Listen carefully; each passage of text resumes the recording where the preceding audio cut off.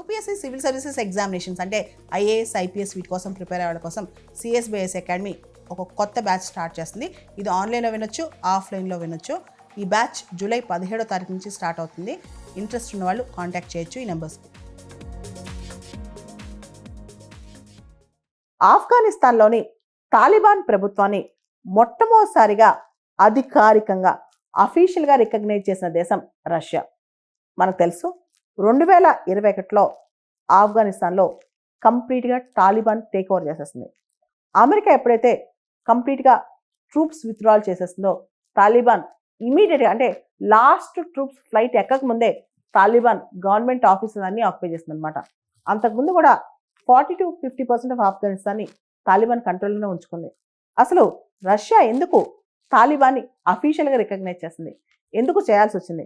ఇంతవరకు ఏ దేశం కూడా తాలిబాన్ని అఫీషియల్గా రికగ్నైజ్ చేయలేదు, కానీ రష్యా ఎందుకు చేయాల్సి వచ్చిందనే దాని మీద చాలా చర్చ జరుగుతుంది. ముఖ్యంగా ఈ ప్రాంతం ఈ కౌంటర్ టెర్రరిజం మెకానిజం కోసం రష్యా చేసిందా, లేదా drug cartels Afghanistan, Pakistan, Iran ఈ ప్రాంతంలో డ్రగ్ కార్టెల్స్ ఎక్కువ అనమాట, దాన్ని ఆపటాన్ని చేసిందా అంటే వీటన్నిటికన్నా ఇంపార్టెంట్ ఎప్పుడు కూడా ప్రపంచ రాజకీయాల్లో ఆఫ్ఘనిస్తాన్ అనేది చాలా కీలకం. దాని యొక్క location, the strategic location of Afghanistan, వ్యూహాత్మకంగా ఉన్న దాని యొక్క లొకేషన్ అనేది చాలా ఇంపార్టెంట్ అనమాట. మొత్తం ఈ ప్రాంతంలో అంటే ఆఫ్ఘనిస్తాన్ అనేది వెస్ట్ ఏషియాకి గేట్వే లాంటిది అనమాట. ఈ ప్రాంతంలో అమెరికా ఇన్ఫ్లుయెన్స్ తగ్గించడానికి ముఖ్యంగా జియో పొలిటికల్గా ఈ ప్రాంతం చాలా వాలటైల్గా ఉంది. అంతేకాదు ఆఫ్ఘనిస్తాన్లో రిసోర్సెస్ కూడా చాలా ఉన్నాయి. రీసెంట్గా ఆఫ్ఘనిస్తాన్లో ఉన్న తాలిబాన్ ప్రభుత్వం కొన్ని మైనింగ్ లీజెస్ కూడా చైనాకి ఇచ్చింది. ఇవన్నీ దృష్టిలో పెట్టుకుని రష్యా ఇప్పుడు తనెందుకు తగ్గాలని చెప్పి అఫీషియల్గా డిక్లేర్ చేసేస్తుంది అనమాట. నేను తాలిబాన్ ప్రభుత్వాన్ని రికగ్నైజ్ చేస్తున్నానని, అఫీషియల్గా వాళ్ళ అంబాసిడర్ క్రెడెన్షియల్స్ కూడా యాక్సెప్ట్ చేస్తున్నానని చెప్పి అఫీషియల్గానే తాలిబాన్ పంపించిన అంబాసిడర్ను రికగ్నైజ్ చేసేసింది రష్యా అనమాట.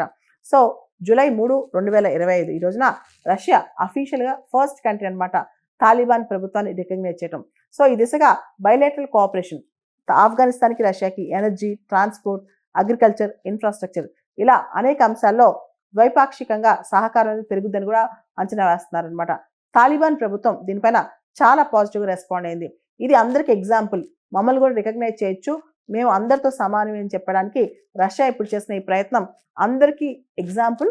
ఇది మా మేజర్ డిప్లొమాటిక్ విక్టరీ అని చెప్పి కూడా తాలిబాన్ ప్రభుత్వం ఏదైతే ఇప్పుడు ఆఫ్ఘనిస్తాన్లో ఉందో వాళ్ళు చెప్పారనమాట. అయితే తాలిబాన్ పరిపాలన మీద ప్రస్తుతం గత 4 సంవత్సరాల నుంచి తాలిబాన్ పరిపాలిస్తున్న విధానం మీద మాత్రం ప్రపంచవ్యాప్తంగా చాలా విమర్శలు ఉన్నాయి. ఇవన్నీ పక్కన పెడితే ఒక్కసారి ఆఫ్ఘనిస్తాన్ చరిత్ర ఈ మధ్య కాలంలో గత 40-50 సంవత్సరాలుగా ఏం జరిగిందో చూద్దాం. కోల్డ్ వార్ చివరిలో సోవియట్ రష్యా, అమెరికా ఇద్దరు కూడా ఆఫ్ఘనిస్తాన్ ప్రాంతంలో ప్రాబల్యం కోసం ట్రై చేశారు. ఇన్ఫాక్ట్ 1979 నుంచి 1989 మధ్యలో సోవియట్ రష్యా అక్కడ పప్పెట్ గవర్నమెంట్ కూడా పెట్టిందనమాట. తర్వాత 1990-91 వచ్చేసరికి సోవియట్ రష్యా ట్రూప్స్ అక్కడి నుంచి విత్డ్రా అయిపోయినాయి. 1996 నుంచి 2001 వరకు కూడా తాలిబానే ఆ ప్రాంతాన్ని పరిపాలించింది ఆఫ్ఘనిస్తాన్లో. 2001 నుంచి 2021 వరకు కూడా నాటో దళాలు ముఖ్యంగా అమెరికా ప్రెజెన్స్ అక్కడ ఉందన్నమాట.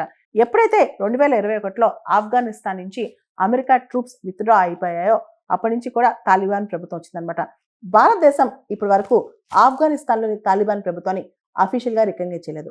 మన ఎంబసీలో కూడా ఎక్కువ డిప్లొమాటిక్ స్టాఫ్ లేరు. టెక్నికల్ టీం మాత్రం ఆఫ్ఘనిస్తాన్లో ఉన్న ఇండియన్ ఎంబసీలో పనిచేస్తుంది.